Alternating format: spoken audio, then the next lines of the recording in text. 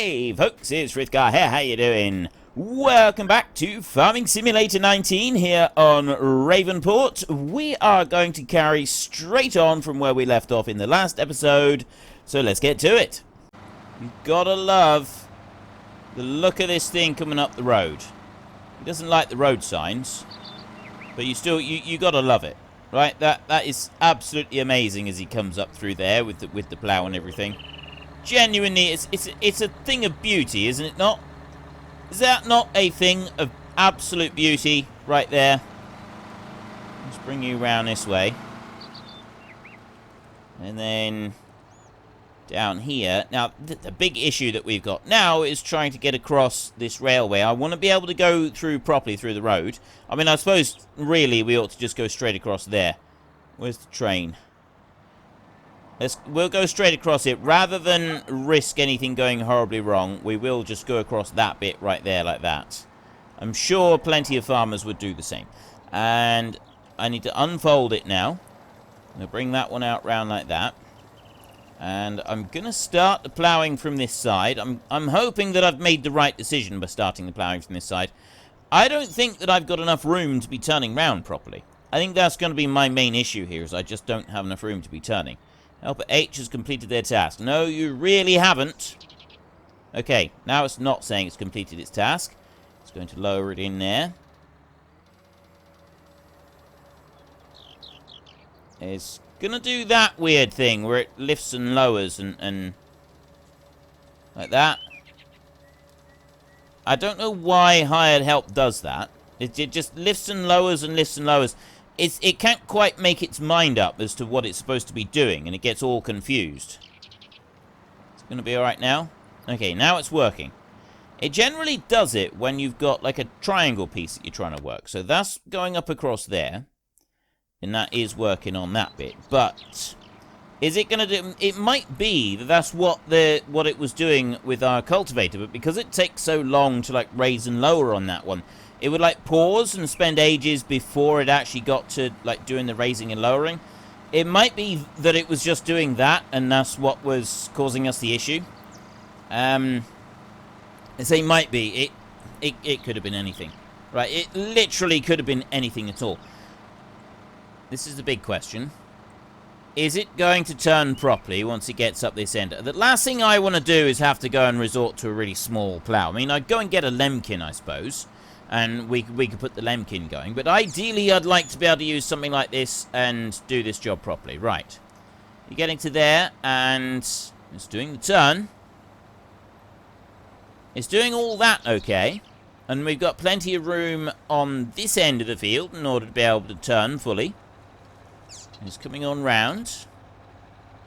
So hopefully, it will also be able to do the same going in the other direction. So that one will swing round like that.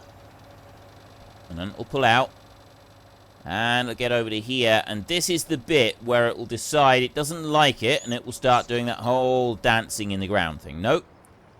It's lowered it right down. As long as if it'll lower it all the way down to the ground, then you know it's probably going to be alright. And it'll come up through there. And it should get down to the other end. And it should lift out again. But it's whether it'll turn and properly go back into the ground the next time. There we go. It's the exciting moment. This is the bit we've all been waiting for. I know you've been on the edge of your seats waiting for this. This is the exciting moment of FS19 right here. Will the gregoire besson turn properly? He's left a bit. He's left a bit behind. He didn't make it to the end. He's actually finishing that bit off, and he has failed. Right, I know what it's done. It's decided it didn't quite like it, so because it is too far for it to come round. But I think it would have been able to make that turn without any problem. I don't think that would have been any issue for it. But if we go back up to the other end of the field, we can start it from there, and I think that's going to work all right. We can do straight lines along there, and there should be enough room down the end of the field for it to turn. And because this piece here is like expanding the length of the field, it should be alright for the turning on there. We may have a little bit of an issue doing some of this part of the field up here. we'll have to wait and see. But that bit there on the top side is steeper than this bit is down here. It's like a slightly different shape to it. So I'm hoping it'll be alright on that. We'll have to see. It could really go either way on this. Right. I'm going to bring you round here. We'll do it like this. Probably not the most orthodox method of doing this, but it works for me. So I'll bring you up round there like that. And then we'll bring you over to here. Like that. And I'll go there. So I've pressed H. I've literally just started it from that point there. And I'm hoping that the plough will still be able to follow the contours of the ground. Also hoping that the plough doesn't sort of slide sideways, because I know it does do that sometimes. If the ground's a bit see what I mean? If the ground's uneven, the plough will sometimes slide sideways, and the hired help has also decided that it doesn't like it. So just because it slid sideways there, it decided it didn't like it. Right, that's halfway through turning, so I'll press B to make it turn. And then I will press B to make it turn again. And it's the sliding that did it. Because the plough slid down, suddenly the hired help was reading it as in a different place than what it was previously. And that's why it did this, it decided to just give up. Start doing something different. I didn't really want it to do that. Very disappointed with my plough. I feel it could have done better. And I also feel that we could be in a much better place than this. So, you know what? This tractor's very strong. So let's push it. All the way over here. Like that. I don't care that I'm not doing this in the least bit right. I absolutely don't care. I want to hurry up and get... We need to get this field done. We've got so many other things that we need to do. So many places that we need to be. So many people that we need to see. We haven't got time to be messing around like this. Still not high. I need to be right down here for this. Something like that, I think. So I'll put you into the ground there. I'm not setting the hired help going at the moment. I'm just running that along there. Okay, that seems to be holding its line now. So I'll go H like that. Seems to be holding his line still. No, I think he did think about slipping a little bit there at one point. But he's doing alright now. Seems to have done... yeah. Okay, ideal. He's done that. It shouldn't do it again. At least, well, I say it shouldn't do it again. At least I'm hoping it won't. That surprises me that it even tried to back up there. Because it didn't back up properly at all, did it? It just kind of scrunched it up and went a very weird way. And I've never seen hired help do that while it's reversing. Normally hired help is quite good for reversing and lining things up correctly. So that particular little action, that did surprise me there. Just bring our old gregoire besson. There we go. See, it's doing it again with that bit there. That is very, very strange behaviour.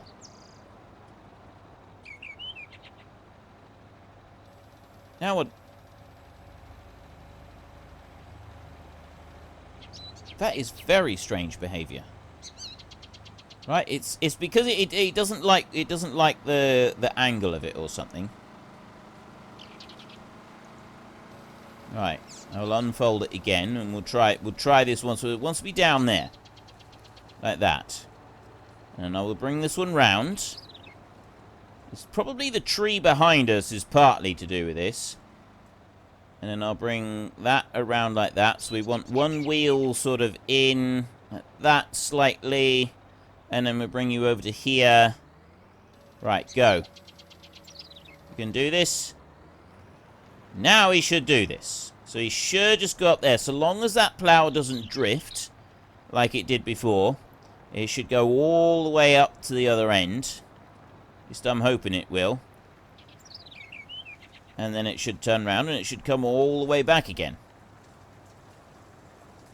This is the big test, except that there's like a pole up there, although that's on the railway. It shouldn't turn on the railway. And it was the weight there, like there. Right, it drifted a little bit there, but it didn't drift all that much, so the hired help kind of ignored it, which means it will probably have a little bit of a gap. You know, there is a bit there that it's going to miss. We'll just accept that as a minor failure. And there. This is the bit that I don't understand. Why is it pushing it like that? I know it's got to push it backwards in order to be able to do the job properly. But by pushing it back like that, it's then pushing itself completely out of line. And it's then not allowing itself to, it's saying, no, we're in the wrong place. And so the hired help has got to move. And it's got to try again.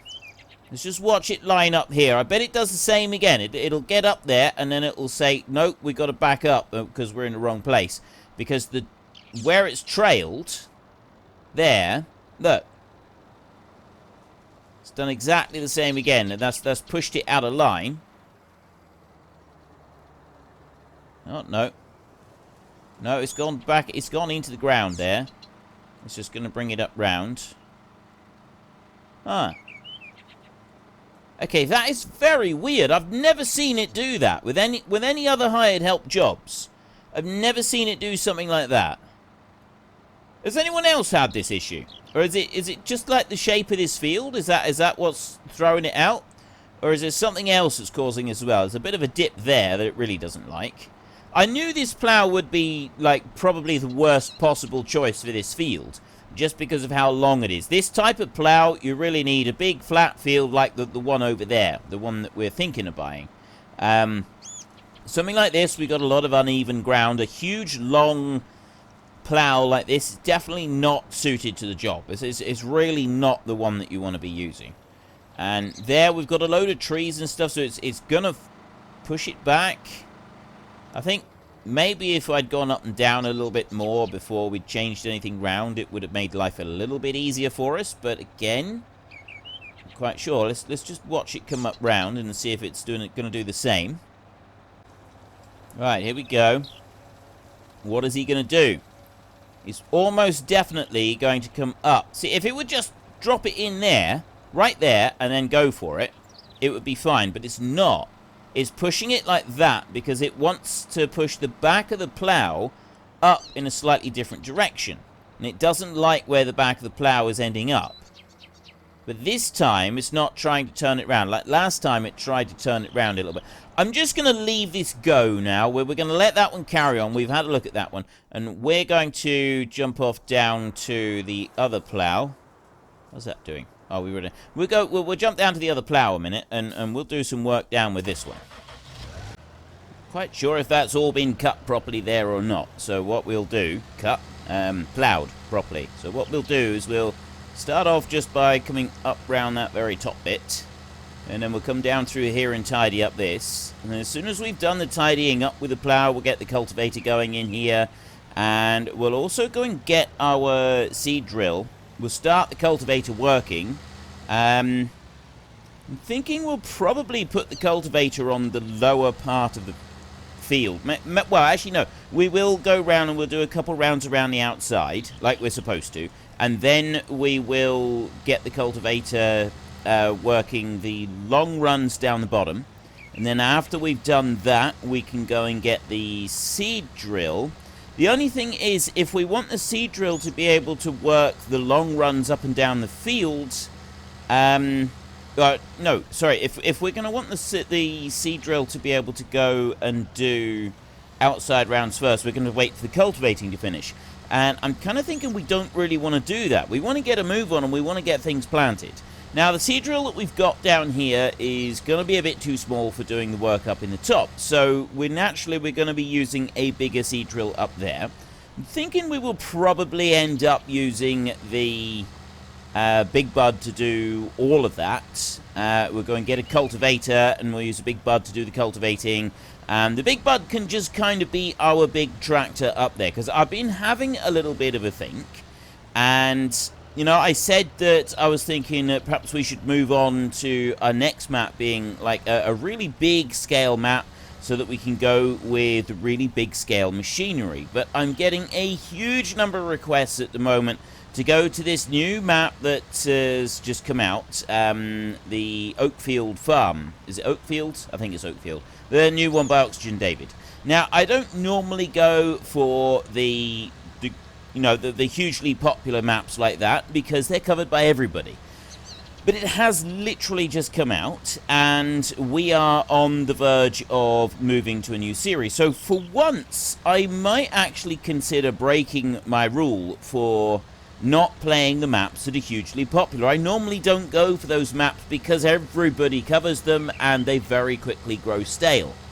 But I can seriously consider playing that because we are very fast approaching the point where we're going to be leaving this map and moving on to another one. So yeah, I'm seriously considering going to this new map by Oxygen David and taking a look at that one, doing a series on there. I don't know how long the series would be. Maybe we wouldn't stay there all that long. It does kind of depend on how much this map is done elsewhere. And also it does depend on other maps as well, because I do actually prefer to look at smaller maps, maps that are less well known, because there are some absolutely fantastic maps out there that just don't get the publicity that some of the big well-known maps get, like this one that has now come up. And these sort that they get absolutely massive publicity from everybody, so it's not like they're needed, and the only real reason for me to go on it is because so many people are currently asking me to have a look at it. So considering it from that point of view, and I am seriously considering it just for once. I normally just say no, we'll leave that one. There's plenty of other people covering it, but I am seriously considering taking a look at it. And it doesn't necessarily mean I'm going to, right? I just want to sort of hasten to add, it doesn't necessarily mean I'm going to, but I'm considering it. I am giving it some due thought. Now, I'm also thinking that what we could do is, rather than... Let's not keep going with that one for a minute. Let's go down to... Well, we can just have a look at this guy over here. He's doing a grand job. He's missing a few little bits, which we will have to come back and tidy up, but he's still going. He's still doing his weird... Yeah, I'm just going to leave him to it. This is one that I want. I want to get you, and I want to get a cultivator, but we can't really do cultivating with these wheels, so we'll go and change these wheels over a minute to the bigger wheels. Then we can get the cultivator on, and I'm not going to bother doing any rounds around the outside. I'm just going to get the cultivator going back and forth at the bottom. And then we can finish doing our ploughing at the top. And this one will get a bit of a head start, which means that we'll then be able to go along. We should be able to get going with the seed drill pretty quickly after that as well, which is kind of what I wanted to do. Right, we've got wheel weights right there. We've got wide tyres with weights, standard wheels, wide tyres. Now, wide tyres are the ones that we really want to be using, but we never use standard wheels. I just realised. And older tractors like this, certainly in my area of the UK, new tractors, yes, you would see them with wide tyres. A lot of new tractors now have wide tyres on them. They almost come as standard. But standard tractor wheels like this would actually be a lot more of a common thing to see on a tractor in my part of the UK. I know that I'm not in the UK, and I'm definitely not in my part of the UK, because I'm not in the UK at all. But it's something that maybe we should, go for a little bit more often, because I normally go to the default of wide tyres because that's the best one for the land. You want wide tyres to try to avoid any compaction issues. So I do tend to default with the wide tyres purely because, we want to avoid compaction, so we go for the wide tyres. But thinking about it, an older tractor like this, you'd be more likely to have standard tyres on this one, especially as it's not like a huge tractor. It's not a particularly big tractor. It's a fairly average size. I would consider this to be an average-sized tractor for an average-sized farm. And yes, there are certain places in the world where this is barely more than a dinky toy, and you certainly wouldn't consider it to be a particularly large tractor. Thinking that cultivator could do with a bit of repair work on it. It's certainly looking a bit grubby, but it's not the grubbiness I'm worried about. It's the repair work that might need doing, because if you don't keep the repair up to date, it does tend to go quite a bit slower than you would want it to, doesn't it? So let's just bring you in over here. I know we did quite a bit of work with it up the top, and then we just dumped it back in the shed. Well, we'll repair you while we're here, and then, yeah, see, I was right. It's absolutely right. I called that one. I called that one. There we go. Right, so we'll repair that one, so because otherwise it runs really, really painfully slowly, and we don't really want that. We want it to get a move on so that it can get this bit up here done. I will go to about there. I'm just going to start it right there. We will press H, and we will start it. Away he goes. It's left a little bit down the bottom. That's fine. It doesn't matter. He's going to work his way down through. We've still got our pile of wood chips there. We will eventually do something with them. Well, we probably won't. Let's be honest, I'm probably not going to do anything with them now. I'm still thinking about getting more chickens, but at the moment we don't really have the food for the chickens, so we've got to wait for crops to grow before we can get chickens. Now, we've got $1.2 million already. If you look here, I can buy that field. I could buy those two up there, or I could buy that one and that one. And I could even buy this great big field right here, and we could start doing some work on that one as well. So I do have the ability to buy a bit of land, and we could go for like a couple of really big harvests. And this is where I'm sort of torn. This is another reason why I'm seriously considering... What are you doing? Oh, you're just doing some weird turning malarkey again. I'll leave you to it. This is another reason why I'm seriously considering the Oxygen David map and taking a look at that one. Because before we go to it, because I was saying that, you know, we're going to go to a new map and we're going to want some ability to be able to use the really big gear on it. But if I start buying up a couple of these big fields now, we could do that now. We could take a session where we're using the really big gear on the fields right here, and so we don't necessarily need to have a whole series where we're working on the big gear as our next series. That can then wait a series, and then we can go to the next farm, the one based in the UK, and that's kind of medium scale machinery, I would say. It's definitely not the super big stuff like the big bud and things like that. But it's not all small machinery either. We're looking at kind of the mid-range stuff, sort of like we've been using here to start with, but we can go a bit bigger than this, right? We don't have to just limit ourselves to the stuff that we've been using on here. We can go a bit bigger than what we've been using here, and I think it would be effective. So that's the other reason I've sort of been considering this map, is because of the possibilities that it opens up with what machinery that we could use and what we do over here on this map. Now, we know that like the whole idea of this map was chickens and make a fortune out of chickens. And I think we have effectively proved that chickens can make us an absolute fortune. There is no denying that chickens can make us an absolute fortune. But I'm getting the distinct impression from quite a lot of people now that you would like me to finish up this series sooner rather than later. You still want me to achieve the targets that I said that I wanted to achieve. Our next map, we were going to be looking at large-scale dairy was kind of the priority, and I think the new Oxygen David map would go well with a large-scale dairy type approach. I think that's something that we could do on that map. So we could go... I can start bringing in a lot more of the Stevie mods onto this map in order to be able to sort of ramp things up a bit. There, right, we're all down on here, so let's just turn that one over and then we fold it up after we've turned it. We've already shown how effective the chickens are, so we don't necessarily need to go and get more. I need more grain before I can do anything else with the chickens anyway, before I can go and get more chickens. So we kind of need to we do need to wait a bit before we can get the chickens, because we're going to need to sort of upgrade what we've got. Or not upgrade, we're going to need to put back more supplies for chickens. let's just bring that into... Let's go forward a little bit. Lower that one down, and you're done with. And then, I mean, we are also going to need some oats fairly soon. The chickens, at the moment, they're all right for grain. We are soon going to want something. We need to put some water in for the sheep. And the horses as well.